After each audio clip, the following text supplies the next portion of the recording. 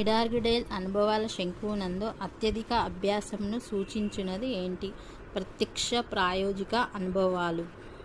గుణకారాలను సులభంగా చేయుటకు ఉపయోగపడు గణిత బోధనా పట్టికలోని సామాగ్రి ఏమిటి? నెపియర్ పట్టీలు.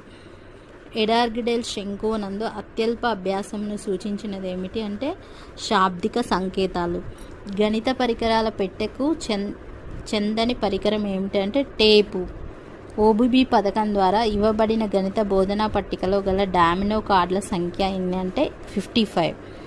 ఓబీబీ పథకం ద్వారా సరఫరా చేయబడిన గణిత పేటికలో ఇవ్వబడిన బోధనాభ్యాసన సామాగ్రి రకాల సంఖ్య వచ్చేసి 7.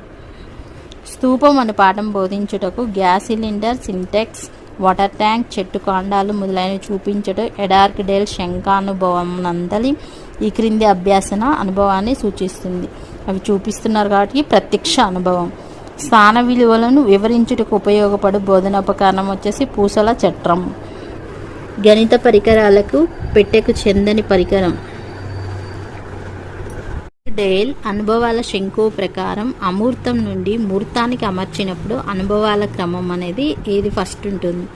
శాబ్దిక సాంకేతికాలు, దృశ్య సాంకేతికాలు, రేడియో రికార్డ్, చలనరహిత చిత్రాలు, టెలివిజన్, విద్యా కార్యక్రమాలు.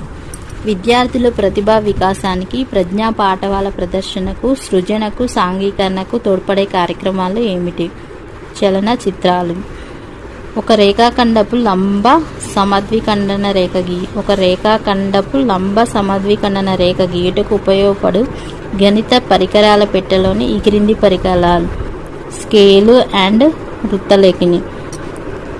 విజయవంతమైన సమర్థవంతమైన బోధన కొరకు ఉపాధ్యాయుడు ప్రాముఖ్యతనివ్వాల్సిన అంశం ఏమిటి?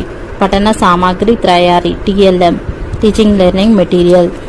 శ్రవణ బోధన ఉపకరణాలు అంటే వినటానికి ఉపయోగపడేవి రేడియో, టేప్ రికార్డర్.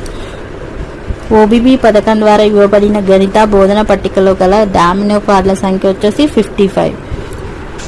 ప్రతి నిరిత్వ అనుభవానికి ఒక మంచి ఉదాహరణ జీవకణ నమూనా. గుణకారాలను సులభంగా చేయుటకు ఉపయోగపడి గణిత బోధనా పేటికలోని సామాగ్రి వచ్చేసి నేపియర్ పట్టీలు. గణిత ఉపాధ్యాయునికి తలలో నాలుక లాంటిది ఏంటిదంటే బ్లాక్ బోర్డ్. పాత్రానుగంగా భాషించే సామర్థ్యాన్ని విద్యార్థుల్లో పెంపొందించగల చర్య నాటకీకరణం. నెపియర్ పట్టీలను ఉపయోగించి ఈ ప్రాథమిక ప్రక్రియలను సులభంగా చేయవచ్చు. గుణకారాలు. పూసల చట్రంలోని మొత్తం పూసల సంఖ్య ఎంత? 100.